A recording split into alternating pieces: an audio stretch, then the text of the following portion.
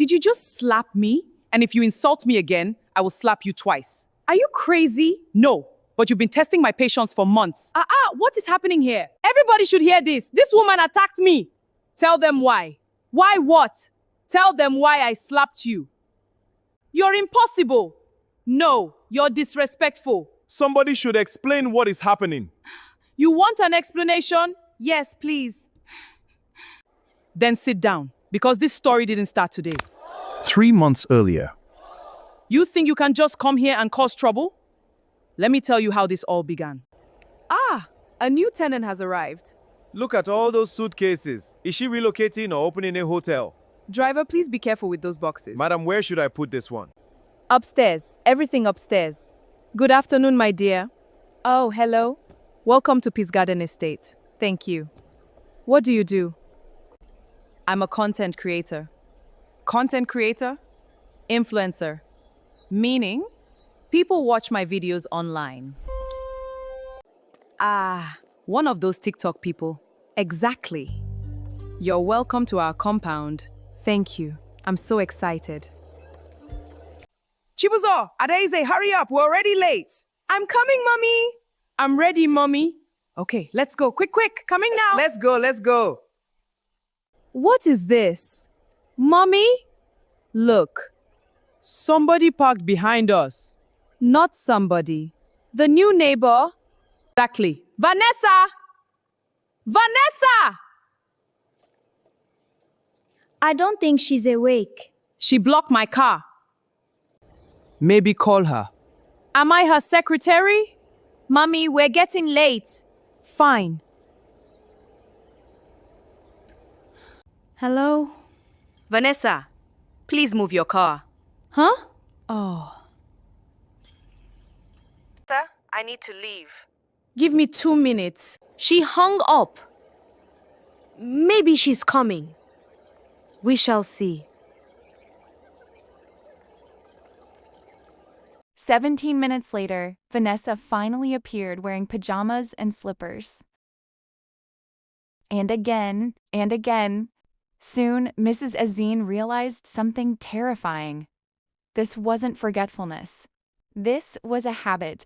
Every night, Vanessa parked behind her. Every morning, Mrs. Azine had to beg for freedom. And upstairs, Vanessa had already found a way to turn the entire situation into content. One evening, she went live. Guys, let me tell you about my dramatic neighbor downstairs. Thousands joined instantly. Vanessa laughed. You know those aunties who wake up angry? That's her. The comments exploded. LMAOOOO. Tell us more, not the angry auntie. Vanessa grinned. My people, every morning this woman behaves like I work for her. More laughter. More comments.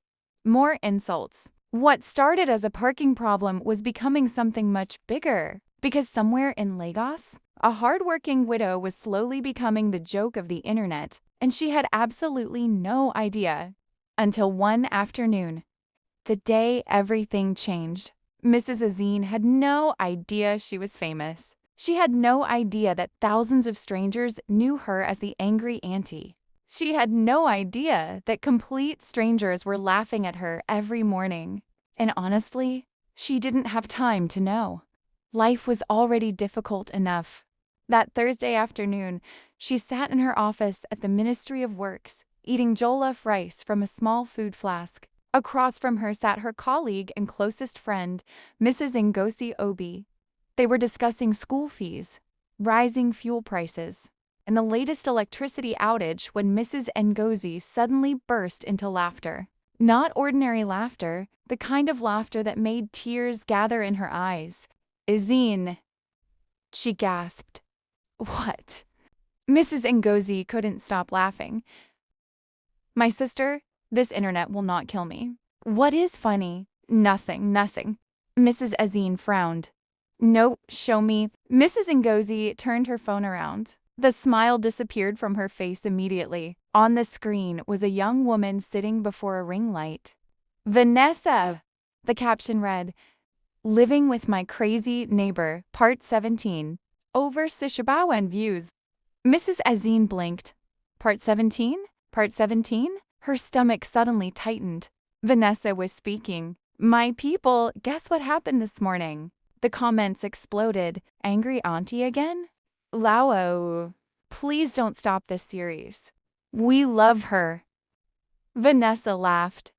You people are wicked. Then she continued. Honestly, I think my neighbor needs therapy. The comment section erupted. Mrs. Azine felt her heartbeat increase. The video continued.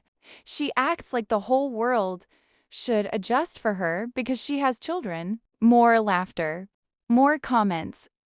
Then Vanessa leaned closer to the camera. And between us, I think she's bitter. Another explosion of comments. Bitter auntie. Jealous of your success. Facts. Mrs. Azine slowly put down the phone. Her appetite vanished. The rice suddenly tasted like sand. Mrs. Ngozi's smile disappeared.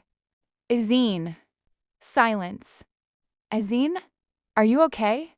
More silence. Then Mrs. Azine spoke, very softly. Part 17. Mrs. Ngozi nodded. The office suddenly felt too small. Too hot. Too crowded. Part 17 means she has done this 17 times. Nobody replied. 17 times. Her voice cracked slightly. 17 times she used my life for entertainment. Mrs. Ngozi reached for her hand. Azine. But Mrs. Azine wasn't listening anymore. She was scrolling. Video after video. Part 12. Part 13. Part 14. Part 15. Part 16. Hundreds of thousands of views. Thousands of comments. Thousands of people discussing her. Mocking her. Judging her. People she had never met. People who didn't know her story. People who didn't know she buried her husband 6 years ago. People who didn't know she worked 2 jobs. People who didn't know she skipped meals so her children could eat better. To them, she was just content. A joke. A character. An angry woman in a story. A tear escaped before she could stop it. Mrs. Ngozi immediately stood. Let's go outside. No. Zin? No. She wiped her face, straightened her shoulders, picked up her flask, closing it carefully. Then she stood. I need air.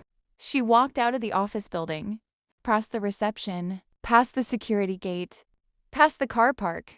She finally stopped beneath a large mango tree. The afternoon breeze touched her face, but it wasn't enough. Nothing felt enough.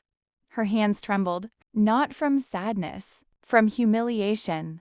For 12 years, she had lived quietly. She paid her rent. She minded her business. She respected people, and somehow, she had become a laughingstock. Without permission, without consent, without even knowing, a notification sounded from Mrs. Ngozi's phone. Another comment, another laugh, another stranger. Mrs. Azine closed her eyes. Something changed inside her. Not anger, not exactly. Something colder, something calmer, something far more dangerous. That evening she got home unusually quiet. Her children noticed immediately. Mummy, are you okay? She smiled. I'm fine. But she wasn't.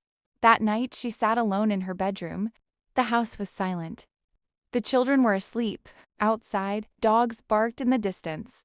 She opened TikTok again.